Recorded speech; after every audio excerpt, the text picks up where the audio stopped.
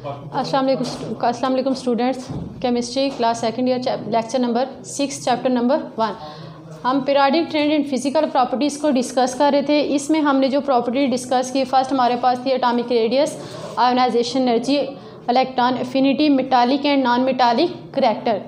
इसके बाद हमारे पास जो था मेल्टिंग एंड बॉइलिंग पॉइंट हमने डिस्कस किया, ऑक्सीडेशन स्टेट। अब जो हमारे पास जो रिमेनिंग इसके सब हेडिंग है वो है electrical conductance and hydration energy. हमने इलेक्ट्रिकल कंडक्टेंस को देखना है कि पहले तो हम देखते हैं इलेक्ट्रिसिटी होती क्या। इलेक्ट्रिसिटी बेसिकली है क्या, फ्लो ऑफ इलेक्ट्रॉन। अब यहाँ में हमने मेटल के अंदर इलेक्ट्रिकल कंडक्टेंस को देखना है। तो पीछे जब हमने मेटल्स की प्रॉपर्टीज़ को स्टडी किया था तो मेटल जो हमने देखा था ये गुड कंडक्टर होती हैं हीट और इलेक्ट्रिसिटी का। वो कहते हैं कि मेटल के अंदर एबिलिटी होती है कि वो इलेक्ट्रिसिटी को कंडक्ट कर सकें। अब ये जो मेटल के अंदर इलेक्ट्रिसिटी को कंडक्ट करने की एबिलिटी है ये किस वजह से होती है, क्योंकि मेटल जो है वो इजीली इलेक्ट्रॉन को लूज़ करती हैं। जो मेटल के आउटर मोस्ट शेल के अंदर इलेक्ट्रॉन होते हैं उनको वो इजीली लूज़ कर देती हैं। जब वो इलेक्ट्रॉन को लूज़ करेंगी तो वो इलेक्ट्रॉन जो हैं वो जब फ्रीली मूव करेंगे मेटालिक स्ट्रक्चर के अंदर तो फिर इलेक्ट्रिसिटी कंडक्ट होगी। लेट्स सपोज हमारे पास एक मेटालिक स्ट्रक्चर है, यहाँ पे हमारे पास कोई भी हम मेटालिक स्ट्रक्चर ले लें, ये पॉजिटिव आयन और ये जो हमारे पास है ये इलेक्ट्रॉन है। अब ये जो नेगेटिव आयन ये इलेक्ट्रॉन को शेयर कर रहे हैं तो जो इलेक्ट्रिसिटी है इन नेगेटिव आयन की वजह से कंडक्ट होगी, यानी कि इलेक्ट्रॉन की वजह से। तो मेटल जो है जब ये इलेक्ट्रॉन लूज़ करेंगी तब जाके इलेक्ट्रिसिटी कंडक्ट होगी। अब कहते हैं कि अगर हम इसकी वेरिएशन इलेक्ट्रिकल कंडक्टेंस की वेरिएशन देखें ग्रुप्स के अंदर क्या इलेक्ट्रिकल कंडक्टेंस इंक्रीज होती है या डिक्रीज, तो कहते हैं कि ग्रुप्स के अंदर जो इलेक्ट्रिकल कंडक्टेंस है वो इंक्रीज होती है। ग्रुप 1A और 2A के अगर एलिमेंट्स को हम देखें तो हमारे पास जो 1A के एलिमेंट्स हैं जैसे कि हमारे पास लिथियम है, सोडियम है, उसके बाद sodium, potassium and so on. अब ये हमारे पास 1A के एलिमेंट है। इधर हमारे पास अगर सेकंड A के एलिमेंट्स हैं इसमें हमारे पास बेरिलियम है, मैग्नीशियम है। अब वो ये कहते हैं ये कैल्शियम है कि अगर हम इनके एलिमेंट्स को देखें, इसका हम ट्रेंड देख रहे हैं ग्रुप्स के अंदर, इलेक्ट्रिकल कंडक्टेंस का ट्रेंड्स हमने देखना है ग्रुप्स के अंदर। तो कहते हैं कि ग्रुप्स के अंदर इलेक्ट्रिकल कंडक्टेंस जो है वो इंक्रीज होती है। कैसे इंक्रीज होती है ग्रुप्स में, जैसे जैसे हम टॉप से बॉटम की तरफ आते हैं नंबर ऑफ शेल इंक्रीज होते हैं, यानी कि साइज इंक्रीज होता है। साइज इंक्रीज होने से क्या होगा कि न्यूक्लियस और जो आउटर मोस्ट शेल के इलेक्ट्रॉन हैं उनके दरमियान फोर्स ऑफ अट्रैक्शन कम होगी। जब फोर्स ऑफ अट्रैक्शन कम होगी तो हम उसको थोड़ी सी एनर्जी सप्लाई करेंगे तो इलेक्ट्रॉन जो है वो मेटल लूज कर देगी। जैसा कि हमारे पास यहाँ पे लिथियम है तो इसमें यहाँ पे देखिए इसका जो फर्स्ट शेल है इसके अंदर 2 इलेक्ट्रॉन है, सेकंड के अंदर 1 इलेक्ट्रॉन है।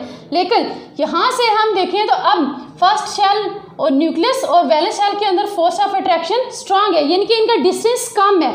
तो अगर हमने यहाँ से इलेक्ट्रॉन को लूज़ करवाने, इलेक्ट्रॉन को बाहर निकालना है तो हमें ज़्यादा एनर्जी सप्लाई करनी पड़ेगी। आयोनाइजेशन एनर्जी को हमने डिस्कस किया था कि आयोनाइजेशन एनर्जी क्या है, किसी भी एटम जो है वो गैसियस फॉर्म में है वहाँ से जब हम इलेक्ट्रॉन निकालते हैं तो उस दौरान जो एनर्जी हम प्रोवाइड करते हैं वो क्या है, आयोनाइजेशन एनर्जी। तो यहाँ पे जब हमने लिथियम से एक इलेक्ट्रॉन को निकालना है तो हमें ज़्यादा एनर्जी सप्लाई करनी पड़ेगी। क्यों?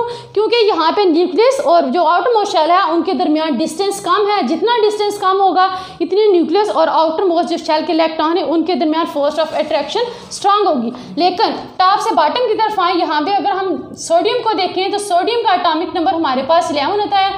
फर्स्ट शेल, सेकंड शेल के अंदर हमारे पास 2 इलेक्ट्रॉन, फर्स्ट शेल के अंदर नंबर ऑफ इलेक्ट्रॉन 2 है, सेकंड शेल के अंदर नंबर ऑफ इलेक्ट्रॉन 8 है और जो थर्ड शेल है इसके अंदर नंबर ऑफ इलेक्ट्रॉन 1 है।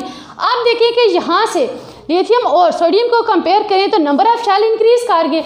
लिथियम के में कितने शेल थे, 2, लेकिन जो सोडियम है इसमें नंबर ऑफ शेल कितने, 3 है। तो न्यूक्लियस और वैलेंस शेल का जो डिस्टेंस है वो इंक्रीज कर गया, यानी कि फोर्स ऑफ अट्रैक्शन इनकी आपस में वीक हो रही है।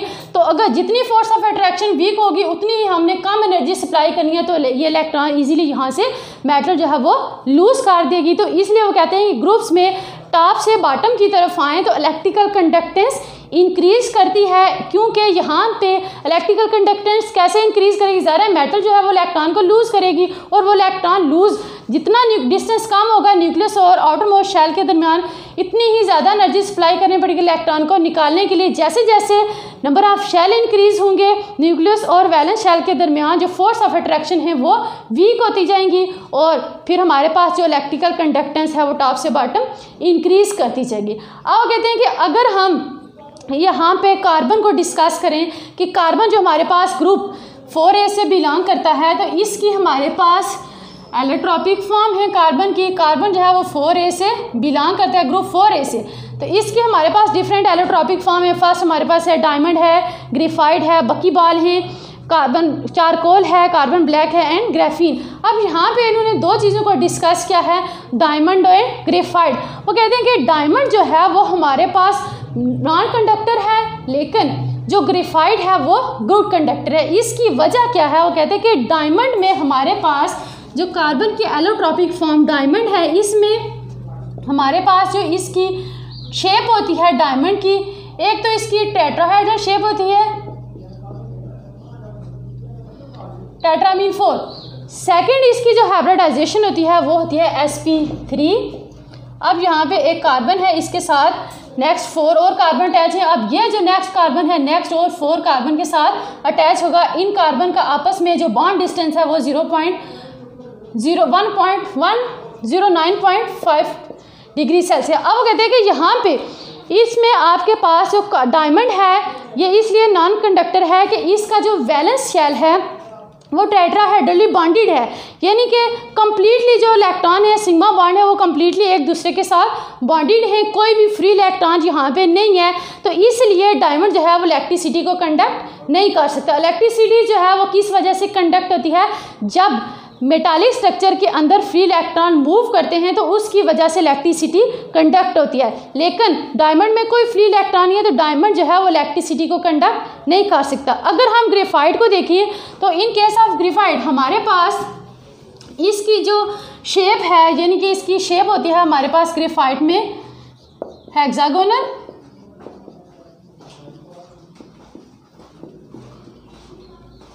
और इसके अंदर जो हाइब्रिडाइजेशन है वो sp2 है। अब यहाँ पे हमारे पास जो ग्रेफाइट है, अगर इसमें यहाँ पे एक सेंटर कार्बन होता है, इसके साथ 3 जो है वो कार्बन अटैच है। अब ये कार्बन जो है इस सेंटर कार्बन के साथ नेक्स्ट और कार्बन अटैच है, ये एक रेगुलर पैटर्न के साथ एक दूसरे के साथ अटैच होते जाते हैं, और इनके दरमियान जो बॉन्ड एंगल होता है वो 120 का होता है। अब यहाँ पे हमें पता है कि कार्बन जो है अपनी वैलेंसी को पूरे करने के लिए 4 बॉन्ड बनाता है। अब ग्रेफाइट में क्या है कि एक जो है वो पाई बॉन्ड है। अगर हम इसका स्ट्रक्चर को देखें तो इसका स्ट्रक्चर कुछ इस तरह से लेयर्ड स्ट्रक्चर होता है। यहाँ पे ये सिग्मा बॉन्ड, इधर यहाँ पे पाई बॉन्ड है। अब आपको पता है कि जो पाई बॉन्ड होते हैं वे वीक बॉन्ड होते हैं और इजीली हम इसको ब्रेक कर सकते हैं।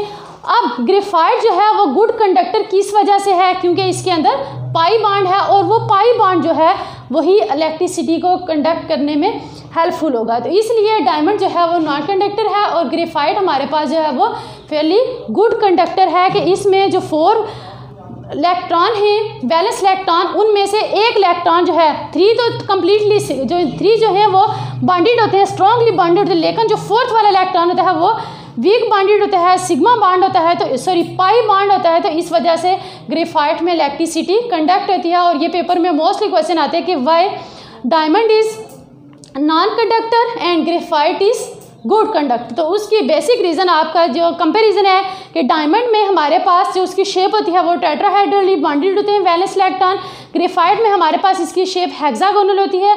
सेकंड जो है वो डायमंड में हमारे पास उसकी हाइब्रिडाइजेशन sp3 है और ग्रेफाइट में sp2।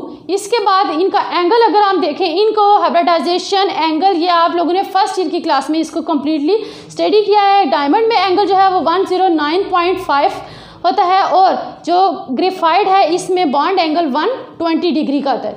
तो इसलिए ग्रेफाइट के अंदर 4 जो वैलेंस इलेक्ट्रॉन है उनमें से एक इलेक्ट्रॉन जो है वो लूजली बॉन्डेड होता है, उसकी वजह से इलेक्ट्रिसिटी कंडक्ट होती है। अब वो कहते हैं कि अगर हम ट्रांजिशन एलिमेंट्स की बात करें, सॉरी ये तो हमारे पास ग्रुप 4A के एलिमेंट्स, अगर हम 6 और 7A के एलिमेंट्स की बात करें तो वो हमारे पास मेटल से जो ट्रेंड है वो नॉन मेटल की तरफ शिफ्ट होगा, तो जो नॉन मेटल होती हैं 6A और 7A के जो एलिमेंट्स हैं ये हमारे पास क्या है, नॉन मेटल हैं।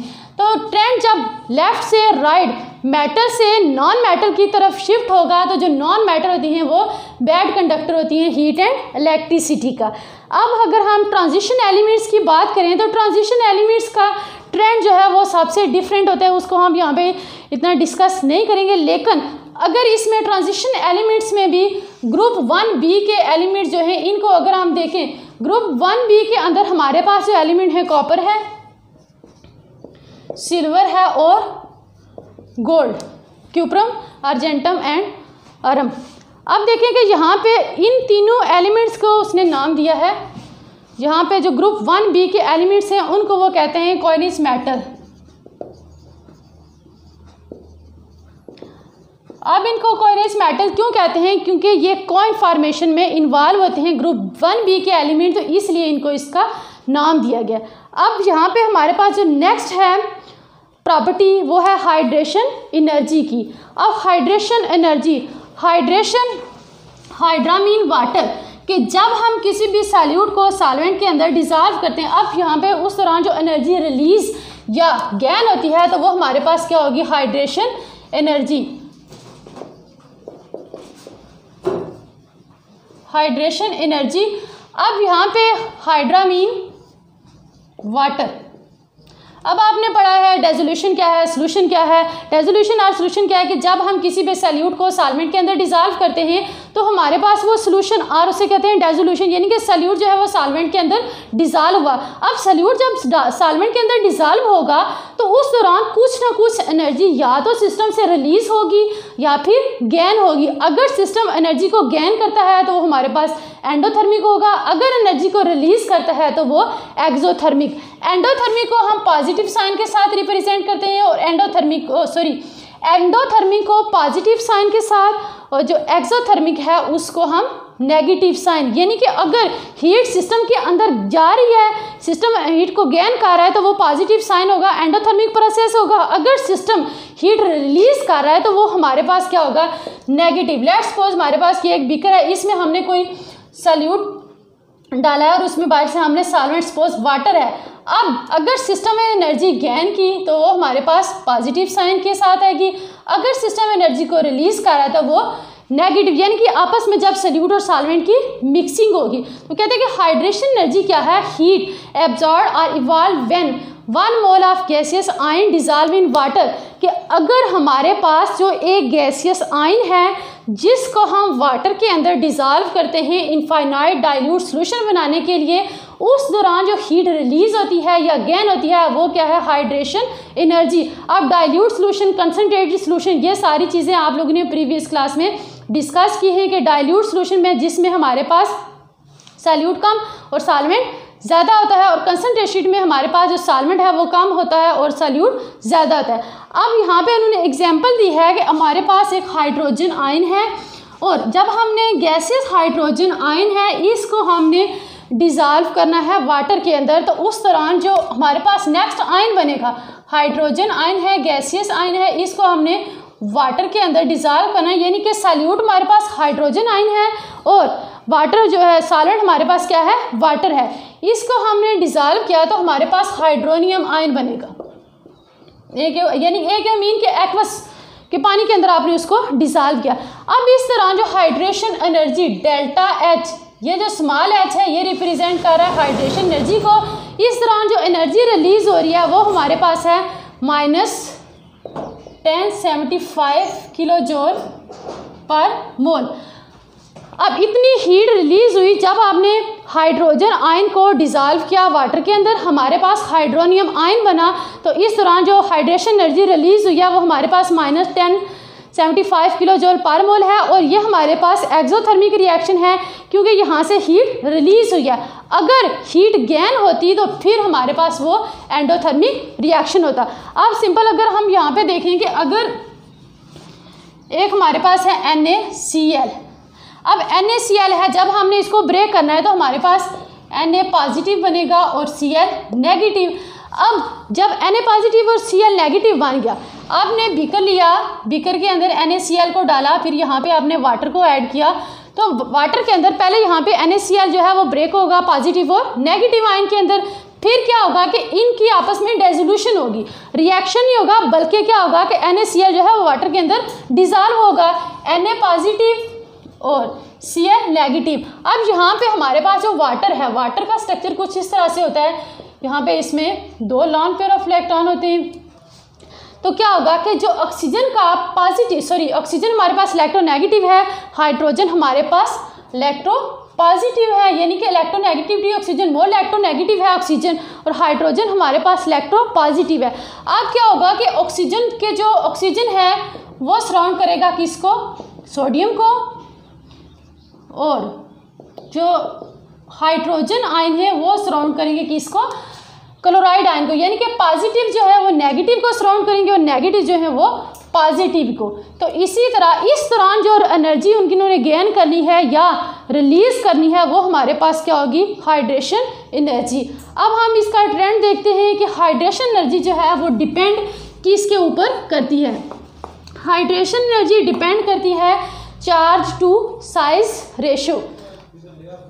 हाइड्रेशन एनर्जी डेल्टा H जो है वो डिपेंड करती है चार्ज टू साइज रेशो, यानी कि रेडियस के ऊपर। अब वो कहते हैं कि इसकी वेरिएशन हम देखते हैं ग्रुप्स और पीरियड्स के अंदर। पहले हम देखते हैं ग्रुप्स के अंदर कि ग्रुप्स के अंदर हाइड्रेशन एनर्जी क्या इंक्रीज होती है या डिक्रीज। तो कहते हैं कि ग्रुप्स के अंदर हमारे पास जो हाइड्रेशन एनर्जी है वो डिक्रीज होती है जब हम टॉप से बॉटम की तरफ आते हैं, तो हाइड्रेशन एनर्जी डिक्रीज होती है। अब हाइड्रेशन एनर्जी डिक्रीज क्यों होती है, ग्रुप्स में अगर हम देखें तो चार्ज सेम रहता है, लेकिन जो रेडियस है यानी कि जो साइज है वो इंक्रीज करता है। साइज इंक्रीज करने की वजह से हाइड्रेशन एनर्जी क्या करेगी, डिक्रीज करेगी।